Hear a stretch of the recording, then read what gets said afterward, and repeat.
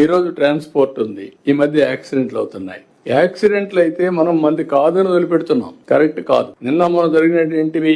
కర్నూలులో జరిగిన bus firing, కాలిపోయింది. కానీ ఆ బస్ ఎక్కడిది?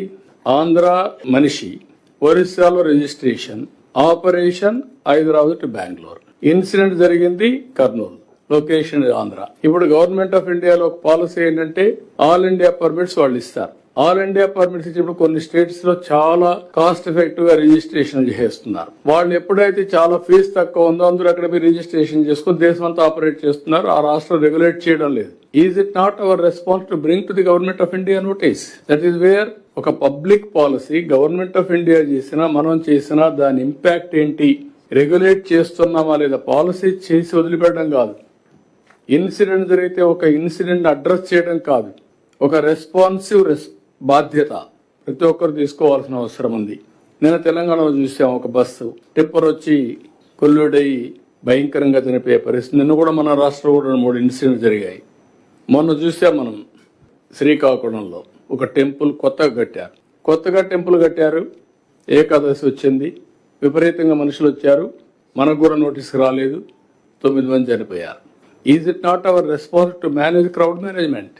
ఈవెన్ అక్కడ సిఐకి తెలియకుండా, ఎస్ఐకి తెలియకుండా, పోలీస్ స్టేషన్ తెలియకుండా జరగడం ఏంటి? This is where I wanted to bring all of you together.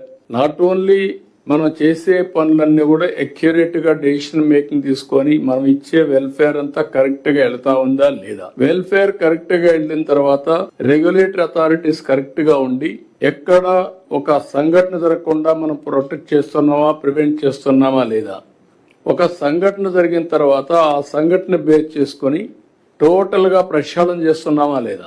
మొన్న విశాఖపట్నంలో ఒక సంఘటన జరిగింది, క్రాకర్స్ కాల్చారు, పేలి కొంతమంది చనిపోయారు. గవర్నమెంట్ వాళ్ళకి ఇవ్వాలి కాబట్టి కొంత ఆర్థిక సహాయం చేశారు పేద కుటుంబాలు.